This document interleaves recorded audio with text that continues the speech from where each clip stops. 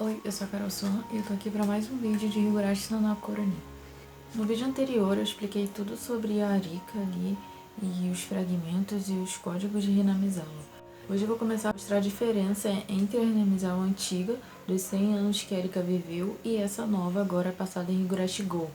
Se você não sabe do que eu tô falando, não sabe ainda desses fragmentos, o que é fragmento, o que são esses códigos, clica no card que eu vou deixar aqui em cima, que é um vídeo que eu expliquei tudo sobre o passado dela e o porquê de acontecer esses mistérios ali em Higurashi. O primeiro capítulo original de Higurashi é o Nikaku Shiren, levado pelo demônio.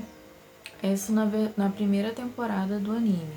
Agora em Higurashi Go, eles fizeram um reboot desse capítulo.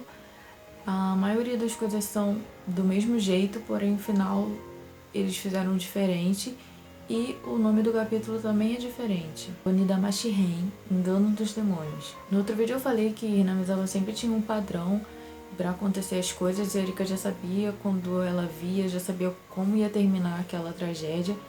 E nessa nova Hinamizawa de Higurashi Go, ela não sabia nada, tudo que ela tentava fazer acabava de forma diferente.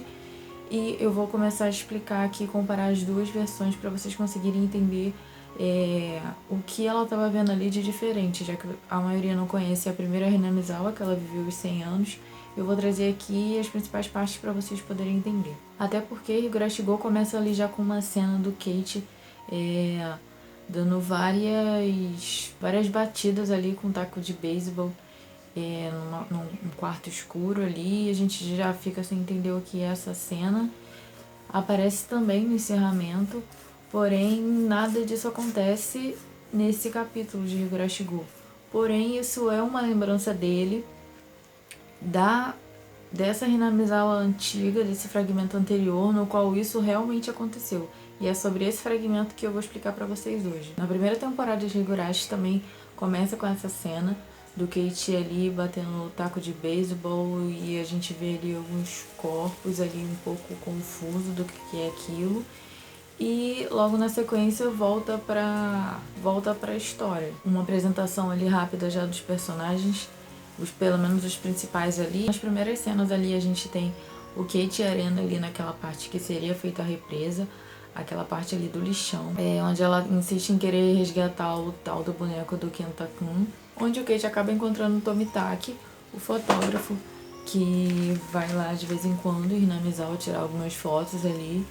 E numa conversa ali meio que sem querer, ele acaba falando sobre o massacre que teve ali naquele lugar há 4 anos atrás. Porém, ele não consegue pegar muita informação do que aconteceu, que a Arena logo chega e o Tomitaki sai, mas ele fica com aquilo na cabeça. Depois ele pergunta a Arena que se aconteceu alguma coisa ali, alguma coisa grave, alguma coisa trágica ali na cidade, e ela diz que não, e que inclusive ela não morava ali até o ano passado. Porém, ele continua com dúvidas, querendo saber mais sobre essa história que ele ouviu ali. E ele acaba perguntando pra Mion também, que apesar dela falar um pouco sobre o que aconteceu ali na época da Guerra da Represa, ela nega também as mortes, nega que tenha acontecido alguma coisa ali nessa época, fala apenas sobre o protesto e como eles lutaram contra a represa.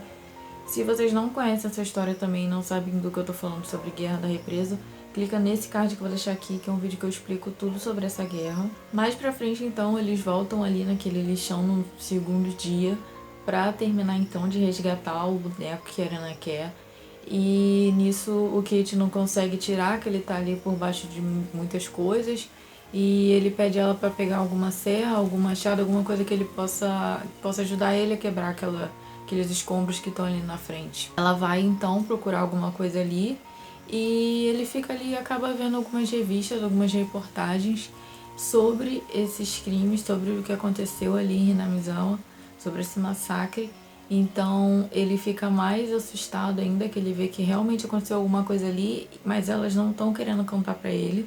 Tem até uma cena ali meio tensa que, enquanto ele tá vendo ali essas reportagens, a Arena vem por trás dele com o tal machado que ele tinha pedido, mas de uma forma meio ameaçadora, parecendo que ela não trouxe o machado pra ajudar ele, mas sim pra atacar ele por ele ter descoberto sobre essas reportagens. Ele se assusta, mas ela diz ali que pegou porque ele pediu e tal, pede desculpa por ter assustado ele e eles seguem para casa. Alguns dias depois começa o Watanagashi, o festival local ali da cidade, e ele acaba conversando, encontrando o Tomitaki de novo, junto com a Takano, e eles começam a conversar ali e eles acabam falando para ele sobre os crimes, não só do massacre que teve há 4 anos, mas de todos os crimes que vem acontecendo em todo ano no dia da Tanagashi. Eles contam também que as pessoas dali da vila acreditam muito que todas essas mortes no dia da Tanagashi são pela maldição do Ashura-sama. Elas morreram porque estão sendo punidas por alguma coisa ruim que elas tenham feito. O que a gente já sabe agora que não é verdade, a gente já conhece agora quem é o Ashura-sama verdadeiro, que é a Hanyu, e que essas mortes não são causadas por ela. Então isso deixa ele muito assustado. Ele recebe uma visita do Oishi, que é um policial ali da cidade vizinha, Okinomiya. Ele pede para conversar com Kate, e o Kate vai meio desconfiado, mas vai. E então onde ele acaba contando que mostra fotos ali do Tomitaki e da Takano, e diz que o Tomitaki foi encontrado morto e que a Takano está desaparecida. Ele conta que o Tomitaki morreu ali por uma forma de suicídio, por ter apertado muito a garganta até alcançar uma artéria fetal ali, que teria causado a morte dele, e que também tinha muitas marcas no corpo dele, que ele provavelmente teria sido espancado antes, que eles desconfiam que ele possa ter usado alguma substância, alguma coisa que possa ter mexido com ele para ele poder fazer isso. E o Yoshi pede então para ajuda do Kate, já que ele é um morador novo, uma pessoa que não acredita nessas maldições do Ashura-sama. Ele contar para ele o que ele vê, se ele souber de alguma coisa suspeita, de alguma conversa que possa ajudar na investigação, já que a cidade toda vai colocar mais essa morte como causa a maldição do Ashura-sama. Mais pra frente, o Oishi liga ali pro Kate e começa a explicar mais algumas coisas sobre essa maldição, e fala que além das mortes, alguém sempre desaparece. E eles acreditam que as mortes são pessoas que foram amaldiçoadas por Ashura-sama, por isso morreram, e as que desaparecem foram levadas pelo demônio, sequestradas por um demônio, algo do tipo, também por terem feito algo ruim e estarem sendo punidas. Ele começa então ali na escola mesmo a acaba descobrindo sobre um tal de Satoshi, um menino que estudava ali, mas foi transferido. Mais pra frente, o Kate descobre que o Satoshi foi a pessoa que desapareceu no último ano, no ano anterior.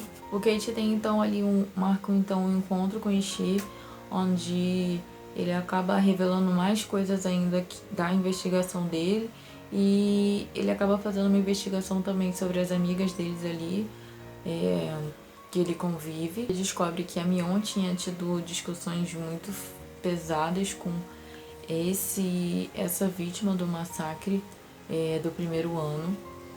E no segundo ano ele descobre que esse casal que caiu ali, que teve esse acidente onde o homem morreu e a mulher nunca foi encontrado o corpo, a Satoko estava lá nesse local, ela foi encontrada lá. No terceiro ano, onde um homem morre de uma doença repentina e a sua mulher fica desaparecida, depois encontra um bilhete dizendo que ela se matou afogada. Esse casal são os pais da Rika. Inclusive, esse caso do segundo ano, onde a Satoko foi encontrada no local do crime, esse casal que morreu, o homem era o padrasto da Satoko e a mulher era a mãe da Satoko. A mulher que foi encontrada espancada era a tia da Satoko, que tinha vindo para cuidar dela. O Toshi, que era o sobrinho dessa mulher, consequentemente era o irmão ali da Satoko. Com isso a gente já consegue entender um pouco quem são, um pouco mais sobre as pessoas que morreram no Tanagashi, e que sim, elas estão ligadas as meninas ali, sempre os principais. Pesquisando mais ainda, ele descobre que a Arena tinha se mudado ali para Hinamizawa por ter sido suspensa da escola que ela estava anterior, na cidade anterior que ela estava, porque ela teve um surto onde ela saiu andando com um taco de beisebol pela escola e quebrando todas as janelas, todos os vidros. Logo após esse incidente, ela foi levada para um psicólogo e o Oishi conseguiu as gravações dessas sessões, onde ela sempre repetia a mesma palavra, Oishiro-sama, e ela dizia que ele estava sempre vigiando ela, que ficava ali do lado da cama dela, olhando para ela. O Kate pergunta então que acha estranho a Arena ter essa coisa toda com a Oishiro-sama, se ela nem morava na cidade, isso tudo aconteceu quando ela estava fora da cidade. Então é onde o Oishi fala que ela ficou fora só por um tempo, ela sempre morou em Hinamizawa, saiu só por um tempo, foi quando aconteceu esse incidente, então ela volta para a cidade e sim que ela mentiu para ele mais uma vez quando ela disse que não sabia de nada porque não morava lá, mas ela sempre morou lá. O tempo que ela ficou fora foi bem curto.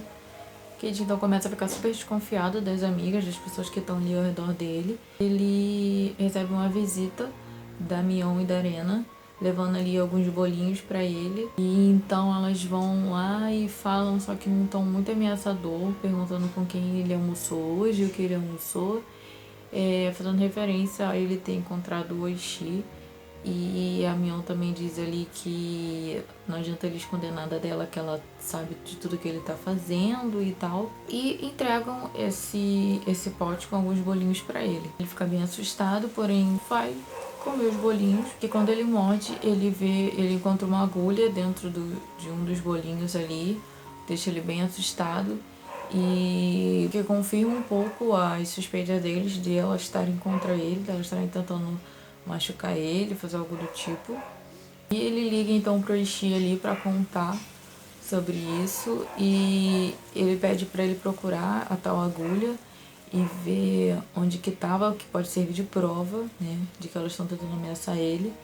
Porém, o Kate procura e não acha mais, não tá mais lá onde ele colocou a agulha. O Kate então, com medo, escreve uma carta e coloca ali atrás do relógio dele, no quarto dele, dizendo que ele corre risco de vida e que ele não sabe exatamente por que estão tentando matar ele, mas que tem algo a ver com a maldição da Shirosama. Pra frente, ele tá indo ali, andando ali pela cidade e tem a impressão de uma van ter tentado atropelar ele. Então, com muito medo, ele chega na escola já bem assustado e tenta achar algo para se defender de alguma coisa que possa tentar atacar ele pelo caminho de novo. E ele acaba achando um taco de beisebol e ele começa a andar com aquele taco pra cima e pra baixo e ficar treinando rebatidas. Usa até uma desculpa ali dizendo que vai tentar entrar pro time de beisebol, alguma coisa do tipo ali. Mas ele pegou aquilo realmente pra se defender. Na volta ali pra casa, ele acaba encontrando a Arena e ela fala que tudo que ele tá fazendo é igual o Satoshi fez, fala que ele tá imitando o Satoshi e o Kate fica assustado. Ela fala que o Satoshi também um dia começou a não querer mais ficar perto delas, a ficar andando o tempo inteiro com um taco de beisebol e a ficar treinando rebatidas. Ela diz então que conta pra ele que esse taco que ele tá é o taco que o Satoshi usava. Ela fala que ele tá imitando ele, fazendo tudo que ele fazia antes de se transferir. É assim que elas se referem sempre ao Satoshi, porém o Kate já descobriu que ele está desaparecido. Não se transferiu de escola como elas falam, é uma pessoa desaparecida. E ele começa a desconfiar que se transferir dela é algo como ter sido sequestrado ou algo do tipo. E desconfia sim que elas possam ter feito algo do tipo com ele e confronta ela ali dizendo que tentando descobrir o que elas fizeram com o Satoshi. Kate chega em casa então e descobre que os seus pais tiveram que fazer uma viagem rápida e que não iam dormir em casa. Ele recebe então uma visita da Arena, onde da porta mesmo ela diz que trouxe comida pra ele, já que a mãe dele não tá lá, trouxe uma janta pra ele. E ele, muito desconfiado dela, não quer deixar ela entrar. E ela começa a bater, tentando forçar um pouco a porta. E ele manda ela embora, uma cena ali bem assustadora, onde ela fica tentando entrar. Ele até fecha a porta na mão dela. E até que ela desiste, sai, ele consegue finalmente trancar a porta e vai pro quarto dele e liga pro Oishi novamente e pede para ele contar se ele sabe alguma coisa além dela, onde ele conta que além dela ter saído quebrando todos os vidros ali da escola, ela também bateu com um taco em 3 crianças, espancou 3 crianças com aquele taco. E ele olha então da janela e ela tá ali do lado de fora da casa dele. Essa é uma cena que tá chovendo muito e ela tá repetindo alguma coisa que ele não consegue ouvir em primeiro momento, mas depois que ele se concentra bem, ela tá repetindo constantemente desculpa, desculpa, desculpa.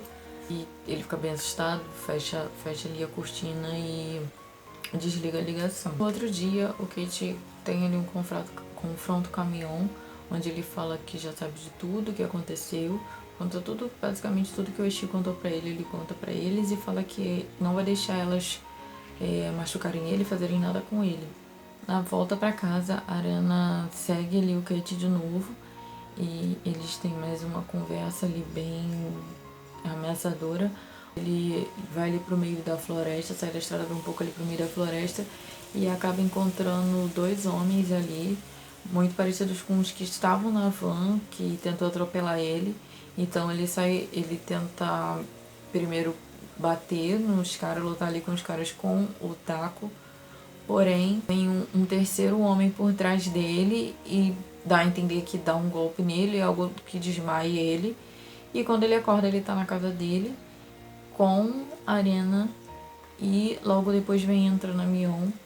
Deixa ele apavorado por saber que tá ali com elas e elas falam que tem uma conversa ali sobre um tal de um diretor que já tá chegando, que ele pergunta quem é esse tal de diretor e elas não explicam, só falam que o diretor é o diretor de uma forma bem psicopata e assustadora, que faz ele querer sair dali, porém a Arena segura ele, enquanto a Mion tira uma seringa ali da bolsa e vai para aplicar a seringa nele. O que na hora faz ele lembrar da morte do Tomitake, que o Oishi contou que poderia ter sido causado por alguma substância, alguma droga que ele possa ter ingerido. Então ele faz essa ligação e acredita que essa droga é a que a Mion tá tentando injetar nele, então ele fica doido e tenta não deixar elas injetarem isso nele. E a cena é cortada e quando a volta a gente já tem aquela cena inicial do capítulo dele batendo com um taco nelas. Indica então que ele matou elas e a seringa tá ali intacta. Elas não conseguiram aplicar a seringa, a injeção nele. E ele pega rápido a carta que ele tinha escrito antes, ali atrás do relógio, e termina o mesmo papel, ele termina de escrever, só que ele fala ali que a Mion e a Arena eram as responsáveis e que a droga que o Tomitake, que fez o Tomitake se matar, estava nessa seringa, que a seringa era a prova, e colocou ali, fechou de novo o papel e colocou atrás do relógio junto com a seringa. Nisso então ele olha ali da janela e vê que tá chegando a mesma van que tentou ali atropelar ele, e dali saem algumas pessoas e um outro homem que ele não conhece ainda. Ele imagina então que esse homem seja o diretor, então o diretor que elas falaram. Ele sai então pelos fundos, foge e liga pro Oishi de uma cabine telefônica.